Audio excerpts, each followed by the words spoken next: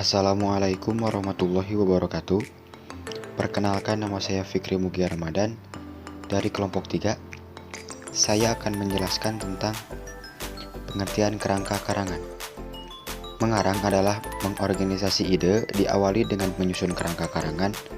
Dengan kerangka karangan, rangkaian ide dapat disusun secara sistematis, logis, jelas, terstruktur, dan teratur. Kerangka karangan disebut juga ragangan atau outline. Penyusunan outline adalah proses penggolongan dan penataan berbagai fakta yang kadang-kadang berbeda jenis dan sifatnya menjadi kesatuan yang berpautan. Yang selanjutnya adalah manfaat kerangka karangan. Kerangka karangan yang sudah ditulis memberikan manfaat dalam pembentukan sebuah karangan, antara lain: 1.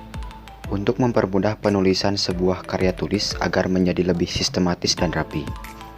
Kedua, untuk mencegah penulis membahas suatu ide atau topik bahasan yang sudah dibahas sebelumnya. Ketiga, untuk mencegah penulis keluar dari ide awal yang akan dibahas dalam suatu karangan yang akan dikerjakan. Keempat, membantu pengembangan ide agar karangan menjadi lebih variatif dan menarik. Kelima, memudahkan penulis menyusun kerangka karangan secara menyeluruh. Keenam, mencegah ketidaklengkapan bahasan.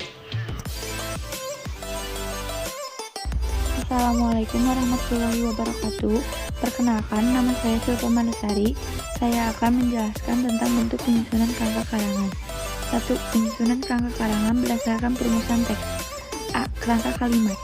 Kerangka kalimat mempergunakan kalimat deklaratif atau berita yang lengkap untuk merumuskan setiap topik, subtopik, maupun sub-subtopik. B. Kerangka topik.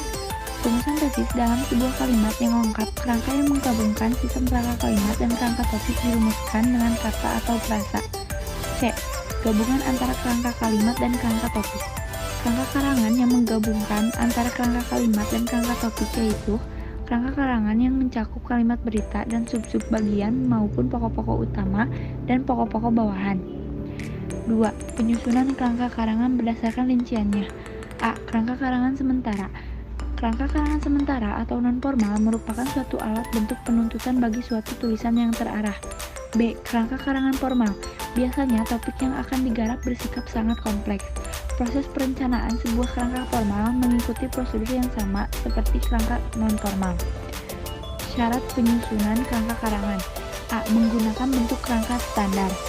B. Menggunakan inden atau liur secara konsisten dan tidak mengombinasikan bentuk tersebut secara bersamaan dalam sebuah kerangka karangan.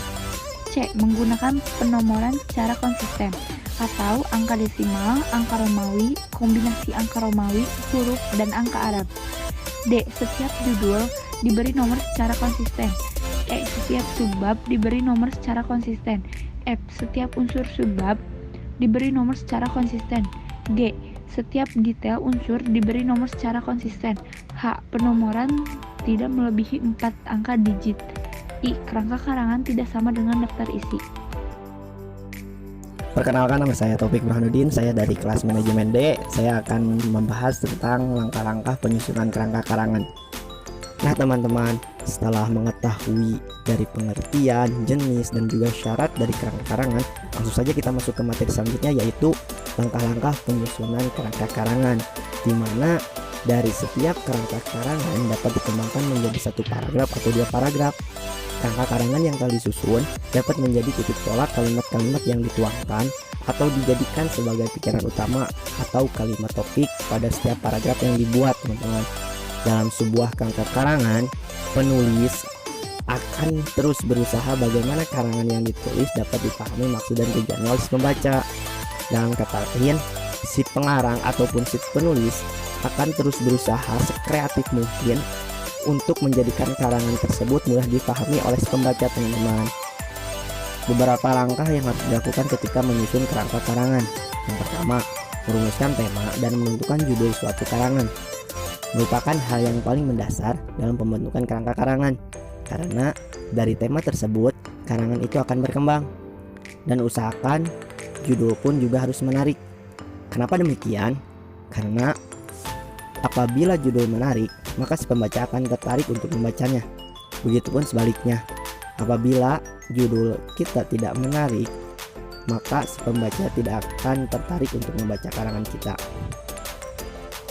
Langkah selanjutnya adalah mengumpulkan bahan, yaitu mengumpulkan bahan pendukung yang berupa topik-topik yang berhubungan dengan tema untuk dikembangkan menjadi sebuah karangan. Topik-topik tersebut antara lain pengertian, tujuan, jenis, contoh, dan lain sebagainya. Pokoknya yang berhubungan dengan apa yang akan kita karang.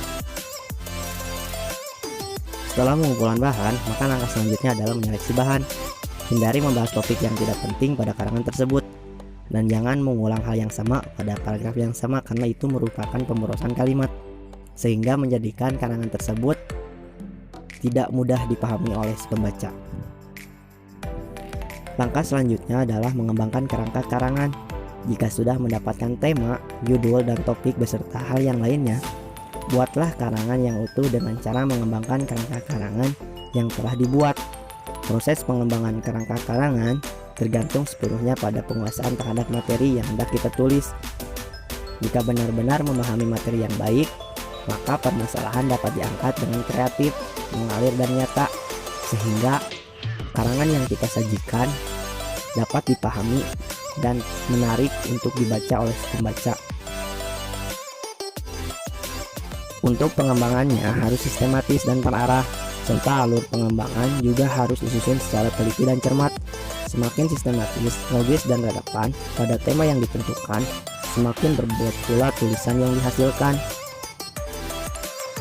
Pola penyusunan kerangka karangan. Untuk memperoleh suatu susunan kerangka karangan yang teratur biasanya digunakan beberapa tipe susunan.